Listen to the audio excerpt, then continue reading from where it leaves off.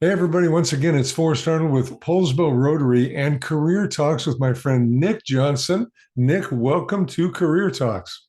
Thank you very much for having me. That's great. Hey, man, I love the story that you've shared with me along the way about how Libro FM got going and some of the other design work you've done over the years. But as a former president of the club, I love the leadership role that you have in sparking energy in the club. So I appreciate you being here on Career Talks. Yeah, my pleasure. Hey, good. This is an initiative of our vocational service committee. And I think one thing that we see is the club that we have, it's probably true of every Rotary club.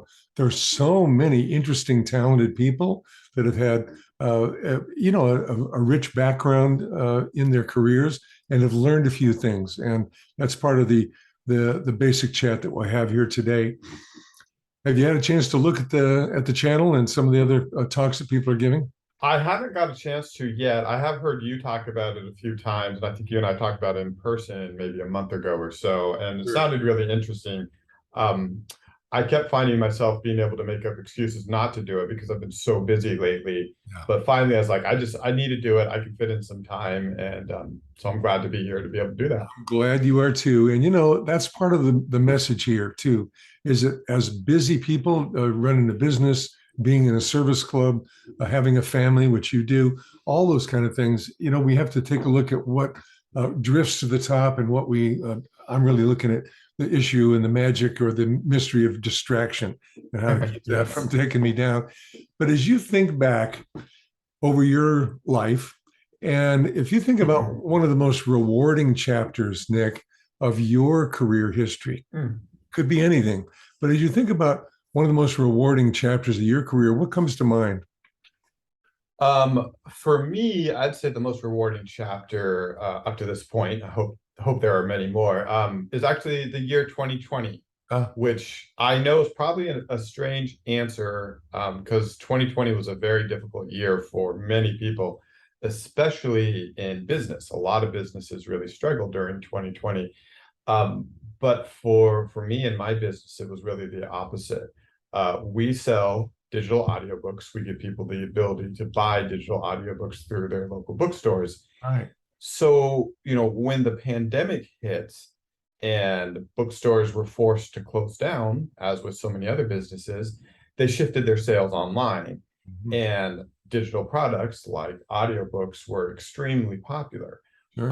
At the same time, many other people who were forced to work from home or didn't have, their job, they were either laid off or whatever their situation was, or maybe just couldn't socialize with friends and family as much as they were before, turned to audiobooks as a way of escape and to read some more. And then kind of the third kind of thing that happened that year was there was a lot of racial unrest Mm, and a lot of people, or racial reckoning, if you will, and a lot of people and a lot of businesses wanted to educate themselves more. They sure. wanted to learn more about racial issues and our past as a country. And um, a lot of those books were sold out. Mm. And the audiobook's not. The audiobook is Ah, never sold out. right. So those three things really led to a really, really successful year for our company. But that's not why I'm proud of the year. And that's not why the year was rewarding. That's what led to the success. But what made that such a rewarding time in my career was what we did with that success. Nice. We are a social purpose corporation, very similar to a B Corp, if you're familiar with those. And we were able to take that success and turn it around and do a lot of really good in our communities. We hired on out of work booksellers. We raised $60,000 for a organization called Bink that supports booksellers in need. We raised a lot of money for a lot of other marginalized communities. We promoted a ton of content about educating yourself on issues around race and diversity and equity. We have a whole entire report we did for 2020 of all the things we accomplished. And looking back on that report, especially a year or two later, and seeing everything we did in that really, really tough time when we were so lucky to have a good year, Yeah. but taking that and not just putting those profits in our pocket, but reinvesting those profits back into our community and communities around the country. That's probably the most rewarding career moment I've had. Nick, what a story, brother. And I just think it's part of the message of these talks because, as you said, this is actually a business formation that a lot of people don't know about. But say one more thing. It's called a Social Purpose Corporation. social purpose corporation. It's actually a legal way to register your business activity. Yeah. Yeah, it's a legal entity in Washington State, which is where our company is based, and it is kind of it's a way to balance social good with for like kind of nonprofit ideals within a for-profit company. You have different requirements in terms of being very upfront about what you do, where your money goes to, what good you're doing in the community. You put out a report every year. It is if you want to become a B Corp in Washington State, is one of the processes you go through to become a B Corp, which I think is kind of our eventual goal is probably to transition to a B Corp once we can. Okay. Wow. What a great thing. And, just to me, too, the story of how Libro FM got going, you recounted it. I hope I remember it correctly, but you and some buddies were kicking around some ideas and you had a series of kind of chats. What about this idea for a new business, this and that? Out of it came this idea of marketing audiobooks through existing booksellers. And every bookstore I go into, I say, do you know about Libro FM? They go, yeah. Or they go, well, I've heard of it. It's such an interesting story to support the independent bookstores, which are a bit of it's an endangered species, isn't it? Well, kind of yes and no. It's everyone has been, excuse me, predicting the demise of the independent bookstore for decades and decades. Borders was going to put them out of business. Barnes and Noble was going to put them out of business. Amazon's going to put them out of business. Yet they're still here and they're thriving. And actually, there was an article recently, I think it was in the New York Times, maybe the Washington Post, about how they're doing really, really well right now. Well, yeah, and it's surprising, and it's because it's books. Books, first of all, are just not a commodity. It's not like, oh, I just need these frosted flakes and I can get them cheaper here than here. yeah. Books, there's a different association people have with books. And then second, bookstores are more than just that. They're more than just books. They're community. They're real people. There's curation there. There's a lot more to it than just walking into a store to buy a product. Yeah. And you can't replace what a bookstore provides in an online experience. And we, even though we are an online retailer, we are not trying to replace, what that experience is the bookstores. We're trying to allow the bookstores to have their voice represented online, but we are constantly telling people, hey, go into your local bookstore. Hey, here's a special. You can get this audiobook free if you go into your bookstore and talk to them in person. And we really want to encourage that. So I think bookstores, they have to change, they have to evolve, and they are. But, I think they're actually in a pretty strong place. What a cool thing. I went into Liberty Books down in Poulsbo and the guy just lit up. Oh yeah, well, Libro FM and that bookstore is such a kick. It's an experience to go in there. You'd never encounter all these books just wandering around online. And as you said, curated. A good bookstore has a unique blend of books you're not going to see anywhere else. And it's really fun. That's cool. The thing about bookstores is they come in all shapes and sizes. There's large bookstores, there's small bookstores, there's bookstores in alleyways, in the back of trucks, and everywhere you can imagine. Online, tons of online bookstores now, which are great because they may cater to a very, very specific audience. But what a bookstore is going to do is it's gonna instead of an algorithm spitting out hey, this is what you should listen to next, or people also buy. Booksellers can certainly do that.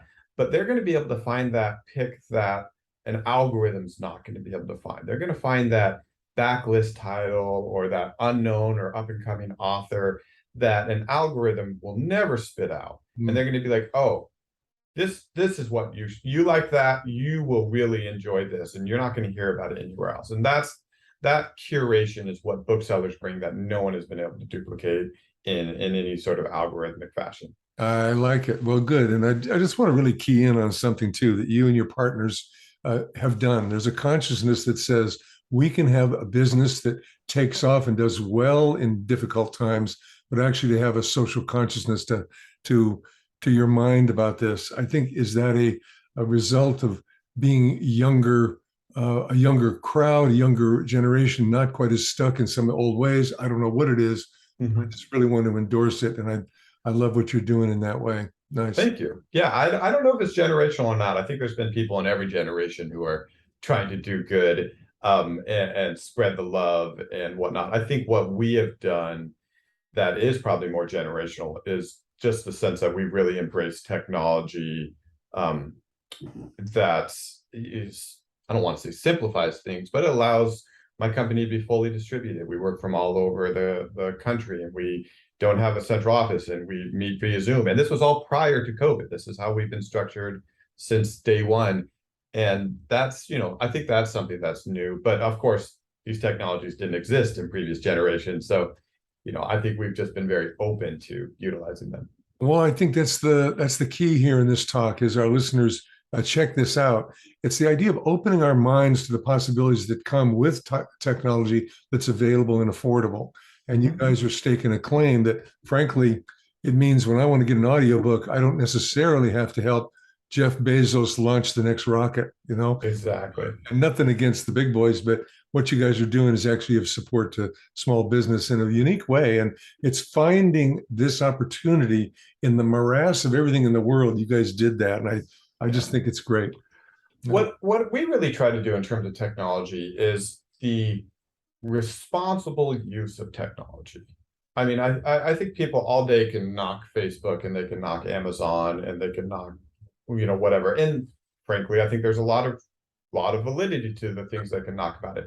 But the core technology at its base can be used for some amazingly positive things. I mean, Nice. Facebook is a great way for families to stay in touch around the world. And my grandma staying in touch with my daughter and stuff like that, which would never have been able to happen before. So that aspect of the technology is really awesome. And same thing with Amazon. As much as I dislike Amazon in many ways, there are people who live in places in the country where they just don't have access to products, Yes. and they can get it through Amazon. And so, you know, I think that's the approach that we've taken, is how can we utilize technology, but in a way that is responsible, in a way that is for the greater good, and for us specifically, ways that complement the in-person bookstore experience. Nice. Nice.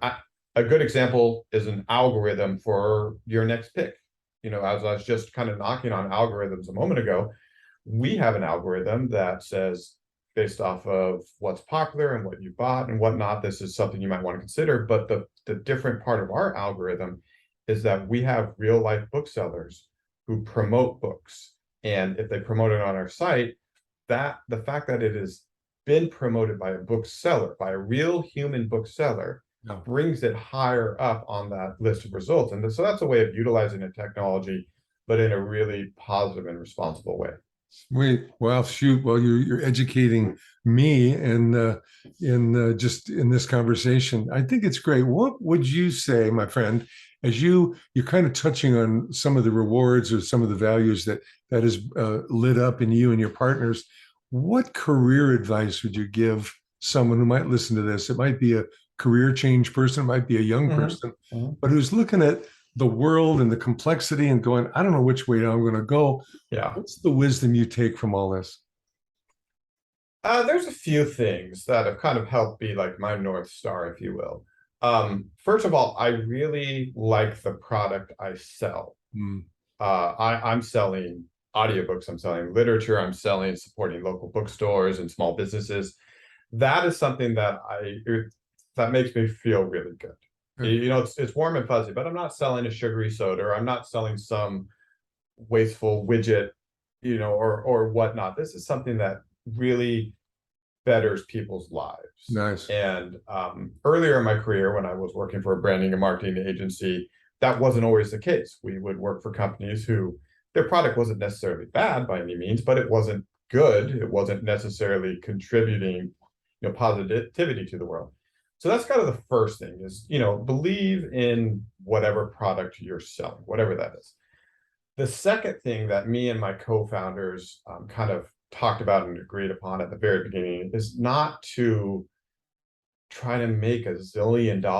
Hmm. That wasn't important to us. We wanted to pay ourselves fairly. We wanted to be able to not, stress out about money and be able to put away money for retirement and a rainy day and send our kids to school and, all those things.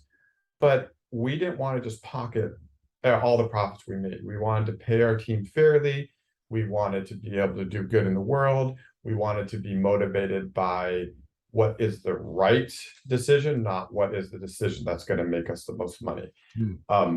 And it's definitely a different mindset that I think a lot of people have. Yeah. Instead of just maximizing profit, is maximizing enjoyment and work-life balance. And that's something that we've been able to do, especially as a self-owned company. We're not owned by anyone else, so we can make that decision. That has led that mentality has led to a lot of just enjoyment in what I do and freedom in what I do, and a career that I'm very happy with. Wow, that's incredible. And it's not incredible, it is credible. It's believable.